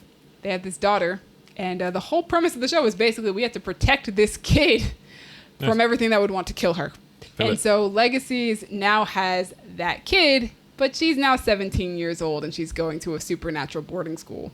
Were people just trying to kill her because of like the miscegenation? They just don't like the interbreeding? That was basically season 5. I think that's one of the Underworld movies. Did Yeah. you watch those movies? I did. Is it one of them or is it multiple? Like, honestly, I feel like that's the plot of I think most it's of the at least Underworld 1 or movies. 2 of the I think Underworld that's movies. 3 or 4. The one with Okay. India Isley. Okay. But I yeah. don't know them that well. Season 5 was basically what you just said, Colin. Because, oh, you're a mixture of races. We must kill you. That was season 5. He's a wolf, kill him. Don't like that. But they're the bad guys, otherwise, it's just because her father is a horrible human being. The other premise of the originals was that her father, being an original vampire, he's also a hybrid. So the original vampire werewolf, actually, he is just an awful human being who has killed a lot of people over the millennia, and so people want revenge and stuff, so Fair. you got to protect your kid. But yeah, Legacies is about her, and it's an ensemble of teenagers who go to a supernatural school. So there are vampires, there are werewolves, there are witches. The whole premise of the first season was that a lot of monsters have been appearing that they have never heard of except for in mythology. So now these Sounds things, dope. so now these things exist, and they have to fight them, and they have to figure out where they're all coming from. And the season ended with Hope ending up in this thing called Malivore. That was the big bad of the season. But yeah, she ends up stuck in this thing called Malivore, and Malivore makes it so that if you fall into Malivore, nobody remembers who you are at all. They don't remember your entire existence. Oh man. So season 2 is going to pick up with that. Hope is trapped inside of Malivore, and she's trying to find a way out. We found out that there's going to be a brother-sister duo who are both romantically interested in her, which makes sense because Hope is liked by every character on this daggone show. Okay. Yes. Okay. Yes. So she's in this thing called Malivore. Yes. It's like a mud monster. Would you say? Okay. No, God. Would you say? Okay. No. Would you say that she got Malivore? Stop it. Colin. Or if that's too much, because it's pretty long. It's like, what, 3 syllables? We need fewer than that. Would you say that she got bored? I mean, she jumped into it, but yes. Oh. Well, some people are into that. The All board right. jumped up. Anyway, I was saying season 2 picks up. We found out that season 2 is going to pick up with everybody living their life without any knowledge of her existence. So her boyfriend from season 1 is basically floating in the wind. The headmaster of their school is aware that there is a student missing because there are obviously signs that, hey, somebody's missing from my school. Yeah. So he's searching for whatever this void is. There's a character named Lizzie who is living her best life without Hope being there because Lizzie has basically never liked Hope. Nice. And Lizzie's twin sister Josie is exploring this thing called the Merge, which happens to only witches in their coven.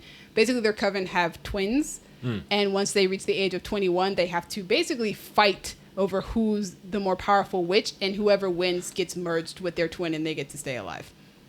Whoa. Wow. What? Yes. Yeah. All right. So she's trying to figure out how to avoid that. Yeah, that's wild.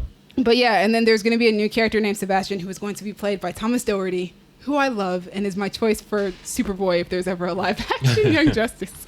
But he's going to be an old vampire who is not accustomed to like modern ideologies. It sounds like he's going to be like super freaking sexist or whatever.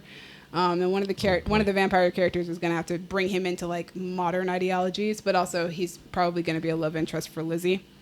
Quick question. Yeah. To divert for a second, because you mentioned Superboy. Isn't there a live action Superboy on Titans? There is, yes. Cool. But I mean for the DCEU. Okay.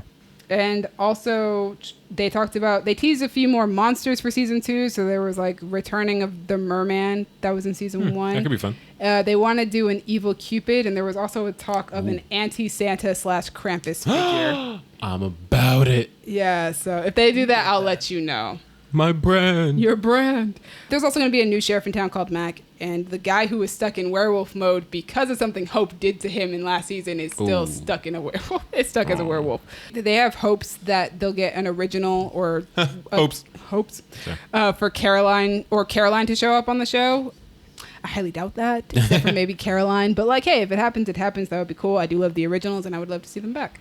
But yeah, I really love the show. I wasn't anticipating to love it as much as I do. I love it enough that I think one of the characters has actually made my character list for the end of the year. Nice. And I think she might stay there until then. So right. I'm looking forward to it. I also really like the actress who plays her. So if she's in one of my fan casts, if we ever get to do that fan cast. All right. But yeah, that's all I have to say about Legacies. I wasn't expecting to love that show as much as I do, but I do. And I think it partially has something to do with watching a character, like you watching parents raise a character throughout 5 seasons of a show and then watching that character on a different show and already being attached to them. All right. Snowpiercer.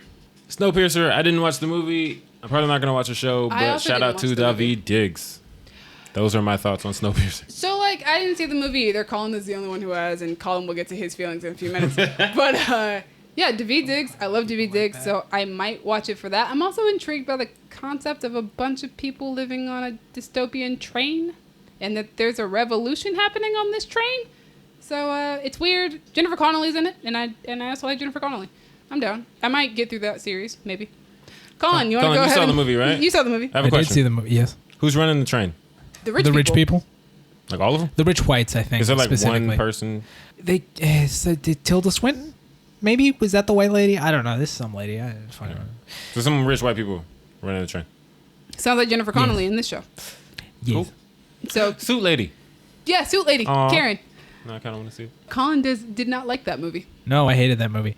But also, like, it's weird that they're making a show. Is the show set before? It's got to be set before the movie, right? From It what has I to be. saw in the comments, it looked like it's just the movie but different characters. Oh, that's fine then. Because well, I guess I can't spoil the end of the movie, but like Don't do it.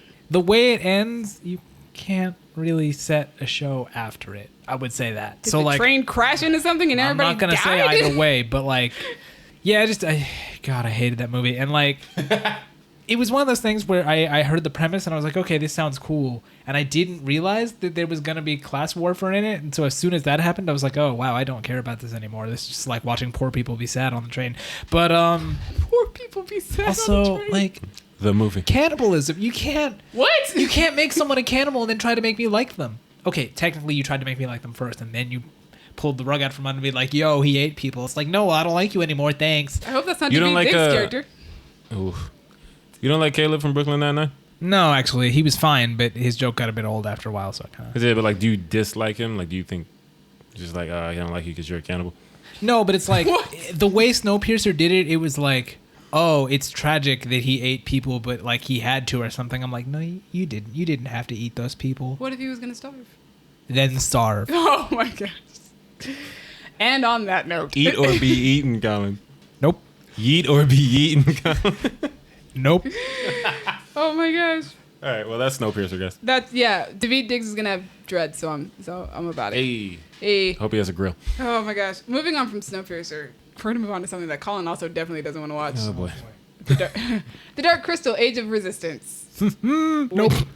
Colin doesn't do puppets. Okay, here's my problem. I It's do. not just the puppets. It's also the fact that when I was in college, someone who was in a creative writing class I was in wrote this story where they like had a dream that had to do with the Dark Crystal, but was also really surreal and horrifying. And so I've never watched the Dark Crystal, and after hearing that story, I will never read it. I will never watch it ever because it's like, I mean, the movie it sounds is kind of terrifying. surreal. Also, puppets. I don't like puppets. I don't trust them. What are you doing with them? What are they doing? I don't like it. They're not doing anything. They're puppets. That's what you think. Somebody else is. It's like somebody else is controlling the puppet, Colin. That's the point. That's what you think. All right. Well, if the puppet is controlling itself, that's no longer a puppet. Who's the puppet now? Yeah, no, I'm super excited for The Dark Crystal.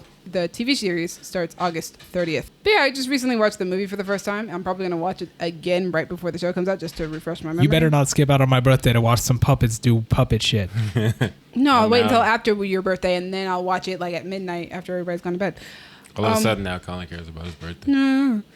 It's better than puppets. So the actors who were at the panel were Taron Egerton and Mark Hamill. Oh, Both of which praised the original film for its uniqueness and its tone. Taron is playing one of 3 leads on the show. His character's name is Ryan, and Ryan is a Gelfling who is in service to the Skeksis. And yeah, they're weird names. And Ryan discovers the truth about what the Skeksis are planning to do to the Gelflings. He is accompanied on his journey by Deet, who is played by Natalie Emmanuel, and by Bria, who is played by Anya Taylor-Joy. Mark Hamill is going to be playing the scientist, who is a Skeksis from the original film. But yeah, it's directed by Louis Leterrier, who directed The Incredible Hulk for the MCU. the first one. Yes. Okay. And he said that every shot was the most difficult shot of his career. Goodness gracious, that poor man. Yeah, but oh my gosh, this cast for this show is so friggin' stacked, man. Yeah. Oh my I remember gosh. you telling me about it, and I was like, I don't know what So yeah, this is, I'm but just, this cast I'm is just fire. gonna list off some names. Are you ready? Do it. So it's Taron Egerton, Oh. Mark Hamill, Oh. Natalie Emmanuel, Oh. Anya Taylor-Joy, Awkwafina, Oh. Eddie Izzard, Helena Bonham Carter, Oh. Natalie Dormer, Lena Headey, Jason Isaacs, Theo James, Hannah John Common, Toby Jones, Keegan-Michael Key, Oh. Gugu Mbatha-Raw, Oh. Simon Pegg, Oh. Andy Samberg, Oh. Mark Strong, Alicia Vikander, Sigourney Weaver, and Benedict Wong. Oh. That's so many people, That's a. and all of them are great. Who's making this show? Like what? Netflix. Netflix got paper. But like on top of that, not only is it like the show is all practical puppetry with a little bit of CGI. Yeah. Almost all the sets are built. Goodness gracious, not a this lot just of green sounds so screen. expensive. It sounds so expensive. They released a behind the scenes like little featurette sort of thing. It's like a minute or two or whatever. And I watched it and just, it looks so, like the amount of craftsmanship that goes into making a show like that. Like I want to watch it because like one, fantasy is my, I love fantasy. That's your jam. But like there's so much craftsmanship that went into doing this. Cause the puppeteer, like it's not like the people doing the voices are the puppeteers. Right. That's a whole nother thing. Puppeteers are puppeteering and they got sets that they're walking through. And, the sets are, I think they said the sets are 4 feet off the ground. Goodness gracious. This show sounds exhausting. That's why he said that every shot was the most difficult shot of his career. I wouldn't want to make that. It's so amazing. It's so fascinating. Also, it just tells me that I have a bucket list of films that I want to make in my life. And I want to make at least one film with puppets. Ooh. But I'll drag Colin to the premiere. Oh, yeah. Absolutely. You will not. He won't come, but I'll just invite him as a, just to be courteous. I'll put a Appreciate Colin puppet in his seat. Awesome. Go ahead. I want to see it. I don't care. We'll take a picture of it and send it to you. You will not. Yes, yeah, we will. Also, they announced that there's going to be a documentary released after the show is released. It's going to show how they made the show. And I'm really interested in that. The documentary is just going to be people stressed out for like an hour and a half. I also really like that a lot of the people who are involved in the show, like a lot of the higher ups involved in the show, like the Frauds and the Hensons, like their parents created this company and made it what it is, and that they are continuing on this legacy. The Dark Crystal was Jim Henson's. I think it was his favorite film that he ever made, and it didn't do well in the box office, and it kind of just became a cult classic. Yeah. So they're kind of just continuing on with what he wanted to do with the show, and it's taken like 39 years or 37 or something like that for them to get to this point of making a prequel, but like they're doing it, and they're doing it with one of the most awesome casts I've ever seen in my life, and the visuals are stunning. So I'm really excited to watch it. It looks like it's going to be a really good show, and they said that there's a lot of characters involved, so it's pretty intricate. Dope. So, intricate storyline, fantasy, cool people. I'm about it. Shout out to the puppets. Shout out to the puppets. Colin, was there anything about Carnival Row? Okay, so like that's another one where like they released content, but I don't know if it was at Comic-Con or if they just released content that weekend. Oh, okay. So like I can talk about it, I guess. I don't know, but they released 2 like 2-minute long, I guess you could call them character intros. It's literally just Orlando Bloom's character and Cara Delevingne's character going like, this is who I am. This is my history. This is how I ended up where I am. It's really nice because it feels like they're getting a lot of the exposition out of the way. Okay. Like it's very dry. It's literally, that's what it is. My name is blah, blah, blah. I am from here. I did this and now I am here. Okay. If they did that in an episode, it would be really boring. So I'm glad they did it now. Yeah, it was at Comic-Con. They did have a panel. Nice. But that's all you got for it? Yeah, I mean that, and they released a teaser a while back, but the premise of this show, as far as I understand it, is like the Fae like coexist alongside humans, or they used to have their own land, but the humans invaded because humans do that. Manifest destiny. Here we go.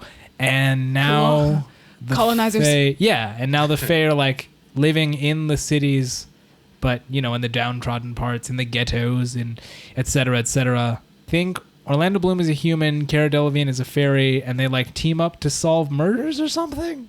Fun. I don't know, but it sounds exactly like my kind of thing. So I'll at least be checking out the pilot, and we'll see where it goes from there. Continuing on with the fantasy shows, we're going to continue, and we're going to go with The Witcher. Oh, yeah. I'm really excited about The Witcher. It's supposed to come out later this year. Same. It's adapted from the books and not the video game. They were very clear about that. Yep. For those who don't know what a Witcher is, Henry Cavill described a Witcher as like these boys who are taken off the streets and who are trained to be monster hunters, and if they survive alchemical trials, they get to be Witchers. Sounds fair. I think some of them have monster blood in them or something. I think that's what the alchemical trials are. Yeah. Henry Cavill is playing Geralt of Rivia. Anya Chalotra is playing Yennefer, and Freya Allen is playing Ciri. A lot of this panel was really talking about the making of the show, how everything kind of came together. They talked a lot about how Henry got the role, which was he campaigned really hard for this role to the point where he found out that they were making one and then contacted the creator and writer of the show, and she was like, I think on the panel she was like, yeah, he annoyed the mess out of me. And he apparently just kept calling, and she was like, dude, we have nothing yet. I haven't even written a script. Like, we don't even know what this is going to be yet. Nobody's picked it up yet. And he was just like, I just want to be part of the show. And then after they finished writing it and when they were doing casting, they looked at like 206 different actors for the role of Geralt. And she was like, none of these are working. And she said that while she was writing the script, she started hearing Henry's voice in her head as she was writing these lines. And so she finally gave Henry an audition. And she was like, yeah, he was the one. And Henry apparently was really happy to be able to prove himself for the role. So he also does all of his own stunts in this show. Dope. He said that it was important to him that it not be a stuntman. Like, everything that you see of him on screen is him. And it's not just, yeah, I'm doing the acting, but somebody else is doing the physicality stuff. Like, he wanted to do the physical as well, so that all of it was him embodying the character fully. Imagine being Superman and fighting Tom Cruise and still having to go that hard to get a role. Yo, but what's crazy is, like, he's bigger in this than he is in Superman. Really? This is the biggest he's ever been. That's terrifying. It's terrifying, but I'm also really, really excited. I'm sure it could be exciting. Colin, why are you looking at me like that? I mean, yeah. This is the biggest he's ever been, and to me is excited about it. This is, see, Jimmy likes him big. Gabby's not here, so this is my chance to thirst, and I'm About going to climb him like a tree. The show is also going to explore Yennefer's powers and her vulnerabilities, as well as her search for, like, to be loved. And I don't think, like, love in a romantic sense, but, like, literally just to be loved. And she undergoes an emotional transformation as well as a physical, which I think you see in the trailer. Do we know if they cast the other lady whose name I can't... Triss, I think is her name? I think they did. I've seen that name on the internet. I've seen it on IMDb. I would assume that she was not at the panel, though. And then Ciri is apparently very protected and is naive to the real world because I think she's a princess. So makes sense. They released a trailer for the show, the first trailer, and I really liked it. I thought it was really cool. I think I will like that trailer more when I have read the books and have any idea what, like some sort of frame of reference. Sure. As somebody who knows nothing about The Witcher, I was kind of looking at it and I was like, I have no idea what's happening, but it looks cool. All the elves are black. Which could be good, could be bad. You know what? Yvette Nicole Brown, who was the one who was moderating the panel, said that there was quite a bit of diversity in this show, which shocking. Well, that's exciting. Shocking to me. Yeah, because they could very easily have been like, well, it's a Game of Slavic Thrones. show, and so they're all white. I'm going to trust Yvette Nicole Brown on that. I trust her. She black. We can trust her. Dallas, did you watch the trailer? Or I did watch the trailer. what did you think? I was like, this seems not boring, but I don't think I'm going to dive into it because I don't know. Like, I feel like TV shows feel like such a commitment for me that, like, But it's a Netflix show. I know, but like, I just feel like, man, I got so much to do. Like, it might just be 8 show-wise. episodes. When is it coming out? Later this year. They haven't even given a release date. But I mean, we're already over halfway through the year, so like, we're Later getting this there. year is all I got. Like, I already have a backlog of TV shows to watch this shit. So do I, but I know that that's going to be on my list of things that I'm definitely going to watch. But Yeah. Henry Cavill is enough for me to be like, yeah, hi, hello, I'm here. Hey, what's up? Hello. What's wrong, Yeah. Colin? So we all liked the trailer. Colin would like it more if once he has a frame of reference. I liked it because I have no idea what's going on. But hey, you know what? I like fantasy. I like epic fantasy. There was also a trailer for Watchmen that was released this week. Oh, yeah, Watchmen. Oh, we kind of circled back to DC. We did. Yeah. Yeah. I forget DC that Watchmen was- is DC all the time. DC was busy. DC was, except for in the movie department. Yeah, there were no movies, no But their movies for you TV guys. shows, man, Working so on many. them shows. Watchmen. I saw the Watchmen trailer. That's what I- and Same. so I've read Watchmen. I've read most of Watchmen. I don't have any, like, emotional ties to it or anything like that. I don't either. But I do love Regina King. She's awesome. And I want to watch the show just for Regina King. Or I thought I wanted to watch the show just for Regina King until I realized that Yahya Abdul-Mateen, Is the in it. second, is in it as well. And And I we was also like, love him? yo, another reason for me to want to watch the show. And playing her husband, I'm assuming. I have no idea, to be honest. I think that's I mean, supposed they to be her looked husband. pretty like Chummy. intimate. Oh. Yeah, like I don't think it's her brother, so That was Hey, just like, you know, Folgers. we don't do that. no. It's not us, Colin. Black people don't get down like that. Regina King and Yaya. Yeah, so I was like, I don't know what's going to happen in this show. Like, I don't know how much it has from, like, the graphic novel.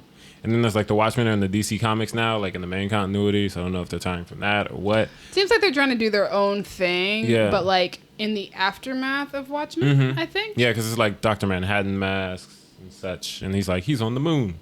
It's a lot. But I'm here for Regina King. And yeah. I'm a big fan of superhero shows that delve into the idea of how far is too far when you're searching for justice.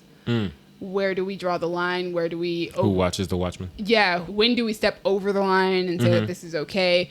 Is vigilante justice okay or is it not? Yes, you're doing the right thing, but you're going outside the law. I like shows that explore that concept, and I think Watchmen looks like it's probably going to do that very well because I don't think a lot of shows have done that particularly well in recent years. Because you either have, like, you've got superheroes. We support superheroes because they're superheroes. Yeah. But, like, vigilantes are basically superheroes, but like to a lesser degree for some reason. So they be catching bodies in the streets. Depending on what vigilante you are. Right. I feel like the difference between superhero and vigilante is that superheroes are usually government sanctioned. I feel like it becomes a vigilante when the government doesn't want you to be doing what you're doing, or they're mad at you, or you're doing But it even like then, they're I Maybe, feel but like- Marvel Cinematic Universe went like 16 movies before the government was like, all right, we got to sanction y'all. Yeah, because I feel like honestly, a lot of times it's like not even from a standpoint of the government is It's affiliated with you. It's basically like if you're a street level hero, then you're a vigilante. because like Well, because the vigilante is what? Taking the law into your own Right. hands? Yeah. all of these superheroes are vigilantes. It's just some of them don't get that connotation. Like Batman is a vigilante. Green Arrow is a vigilante. Spider-Man is a vigilante. Superman is a vigilante, and like We need to stop saying vigilante. But Vigilante. Vigilante. But nobody considers Superman a vigilante. He's a superhero. yeah, he's the Boy Scout. He's truth, justice, and the American way. He has a cape. But he is just swinging in, swooping people up, and in Snyder's universe, punching them through walls, breaking their And necks. I feel like this show is going to explore what the difference might be. Yeah, we'll see what happens. But then, like, you got Punisher. He's a freaking serial killer. Yeah, that's a vigilante. I don't know if I'm excited about the show. I'm interested, but I'm not like, Yeah. I'm clamoring to see this show. It has my interest, doesn't have my excitement. Colin, do you care anything about the... I mean, I saw the movie, but bet he do you doesn't. care about it? I mean, I've seen the movie. I don't remember it. I don't like the concept of Alan Moore, What? but I can't As a person? say I don't like the experience because I haven't actually read a lot of his shit. Don't like the concept of Alan Moore. He's not. He's a person. Are you sure? Are you sure though? He's not an idea. Yeah, he's not. He's Are you not sure? Batman. Are you sure though? When you say the concept of Alan Moore, I think I know what you mean. It's like Because I let me get it. liken it to a certain. I also don't like the concept of Quentin Tarantino. Okay, boom. See, I was It's gonna the say same the thing. exact same thing because I was like, I think I get it because I don't like the concept of Tarantino, but I. I don't think I understand I what don't- you guys mean by a concept of a person. Honestly, it's just like personally, I don't believe in people as a concept. people are construct. Oh, definitely. I like Tarantino's movies that I've seen for the most part. Cool. Like when I see Tarantino movies, chances are I'm gonna like one. But stuff I know about Tarantino as a person, he So you don't know him, but based off of what you know about him, that's a concept, not so much of yeah, knowing the him as a concept I have of person. Tarantino is he has an infatuation with the N-word. He Has a foot doesn't fetish? always treat his actresses well, No. according to Uma Thurman. He has a foot thing, which like that's not a reason for me to dislike you. If you got a foot fetish, you got a foot fetish. That's your business. But then like when Why are you inflicting it on us, though? when you tie that to Listen to me. She just has to learn to move her body again. We just happen to focus on the feet a bunch. That's not weird. Oh, God. it's just like yo, you have a foot fetish, but it's just when I hear stories of like exploitation of your actresses, but then also that same movie, a bunch of foot shots, it just feels like added exploitation. On top of people being like, yeah, he does strong women characters really well, but he doesn't treat the women well. What are you trying to tell me? Yeah, and it's like, you just don't. Why do you have an N-word quote on all your movies, sir? Except for Inglourious Bastards. You replace the N-word with Nazis instead. Different N-word. Yeah. Can't wait to see which N-word he chooses for Star Trek. Deep I guess that means that we can transition into Picard. I was not going to do that Ooh. next. But Oh, Good transition, Colin. look at me. Picard, they released a teaser. I don't think any of us care about Star Trek. I would like to. I like count. Star Trek as a concept. Hey, she Yeah. did the thing. Okay, fair. Yeah. Concepts. I I watched like a few episodes of Next Generation, which is like the one that people tell you, like, if you're going to watch Star Trek, you have to at least watch Next I've Generation. seen episodes of Star Trek Discovery, and I got through like episode 7, and I really liked Star Trek Discovery, and I liked J.J. Abrams' Star Trek. Outside of that, I whatever. But Picard looks like a good show. I just feel like Picard, it doesn't feel like it's trying at all to be accessible to you if you don't already care. Oh no, because there were people in that trailer who I was like, I know that you're a famous Star Trek Look, character, but I it's don't know Data. who you are. Look, it's 7 of 9. Look, it's Picard. Look, you don't know who these people are. Fuck you. Which is fine. You, I mean, you can that's what absolutely like the do that. panel is for. The people who do know what it is, like, right? I mean, that's what the trailer Like- looks like, though. I just feel like if it's Like, if you're Star trying to Trek, advertise this show. like Star Trek is a fandom that's been around For decades. what since the 60s. 60s, 50s, like 60s, 60s. yo, I if you're think. not on the boat by now, this You ain't ain't getting for it. you. Yeah. Like we got one when Chris Pine showed up in like the Star Trek Yeah, the movies. Abrams. Yeah, and that was one that where they were like, okay, cool, let's be a little more accessible, let's open it up to other people. But that's a whole different universe from the Yeah. normal Star Trek universe. But it's like maybe you missed the boat because this has been going on since the 60s. You had your chance. You made your choice. But the thing is, like, I was actually very interested in the Picard trailer. I thought it looked really good. Looks like a really good show. I'm also a fan of Santiago Cabrera, and I'm pretty sure I saw him in the trailer. So I was like, ooh, kind of want to see it. Plus, Sir Patrick Stewart is an incredible actor. He is Professor X, after all. But, like, yeah, I don't care about Star Trek. This is, like, take it or leave it. Mm-hmm. I don't really care. I'll leave it. They can take it. Star Trek fans will. They gonna take it. They're going to take it. I'm gonna leave it. Yeah. It looks well shot. Oh, my goodness. I thought it was, like, a beautiful looking show, which would be my main reason to watch it, if I'm honest. Is it Patrick Stewart is playing Picard? Yeah, he's Picard.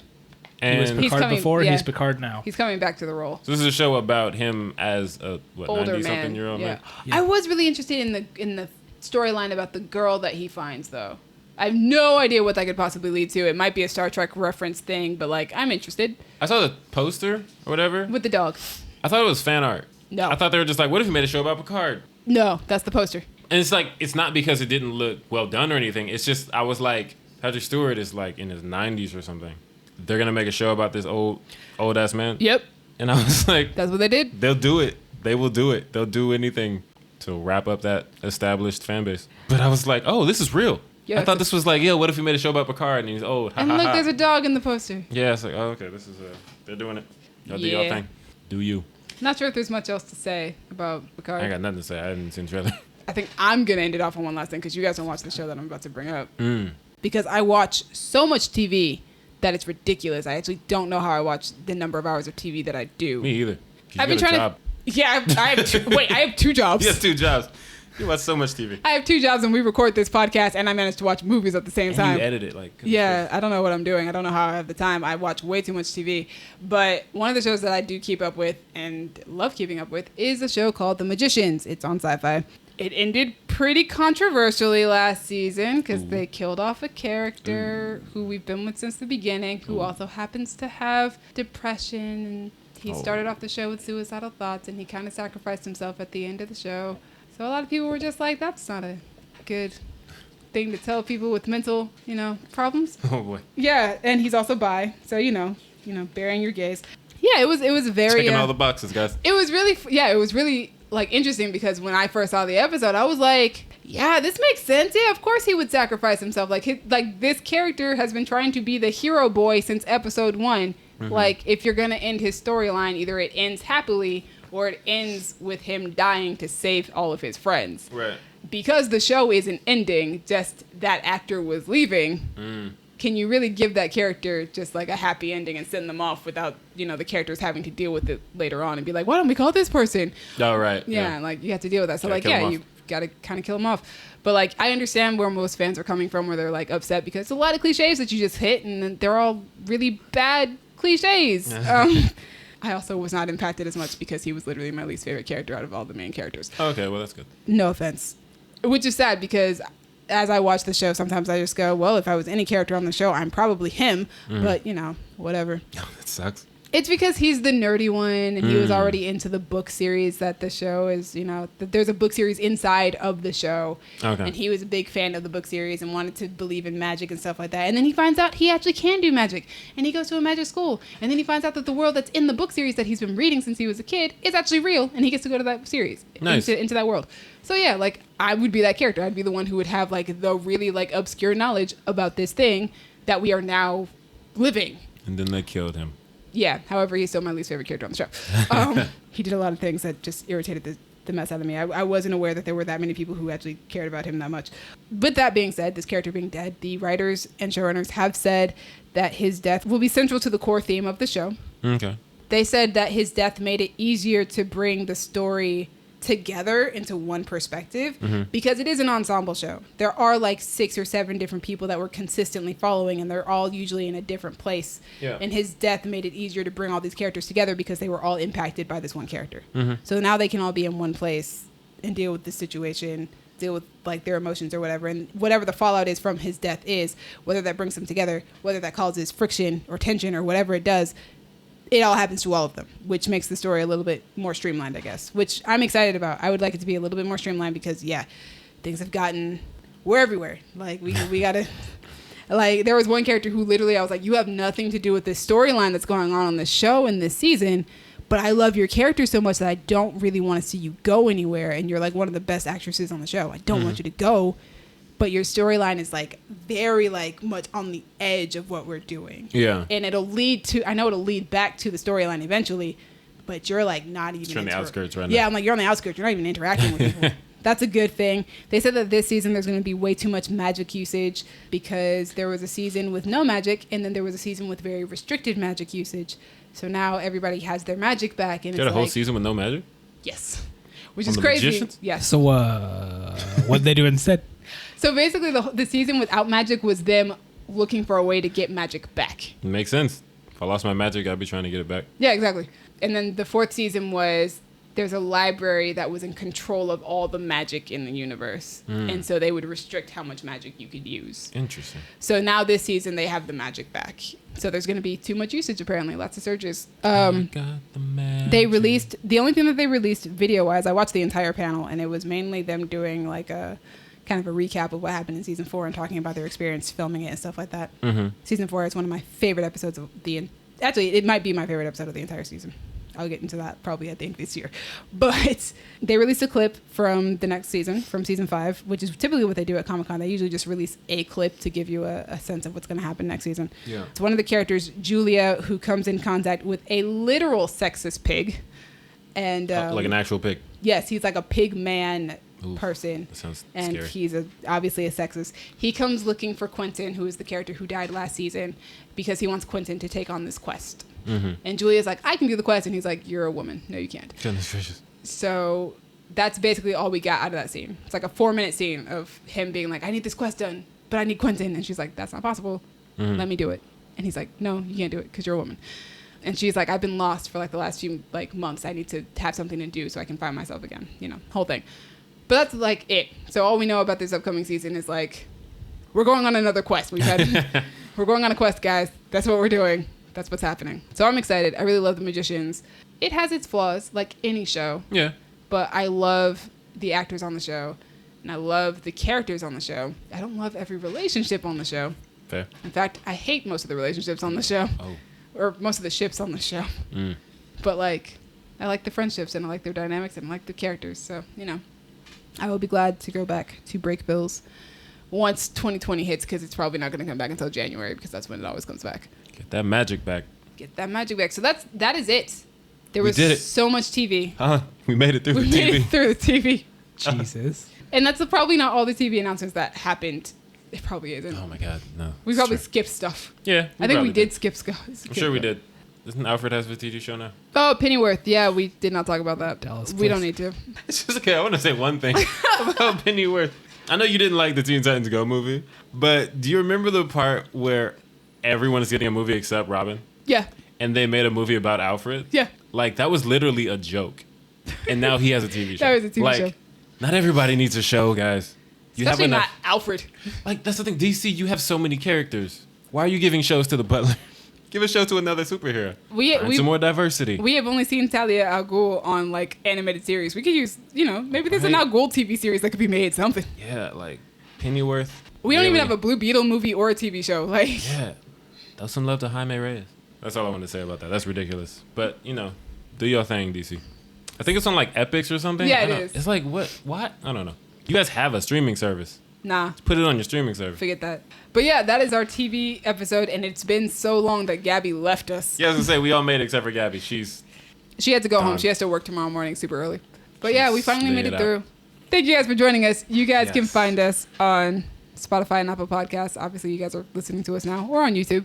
somewhere. If you are listening to us on Spotify or Apple Podcast, say thank you to Brandon and Io, our friends over at Crown Digital who put us on these different platforms. Honestly, if you're still listening, just thank you so much.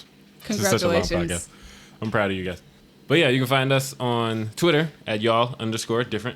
Facebook, Creative Differences. You PC. literally could probably just look us up on Facebook and Tumblr at Creative Differences, and you'll probably just find us. I hope so. I hope no one else is using our name better than we are at this moment. You can find me on Twitter at King Named Simba. You can find me on Twitter at Duck McGuck. And Yes, you can find me on Twitter and Instagram at Dreamy Films. Dreamy spelled DREEMI. Thank you guys for sticking with us for this long. It's been different and long.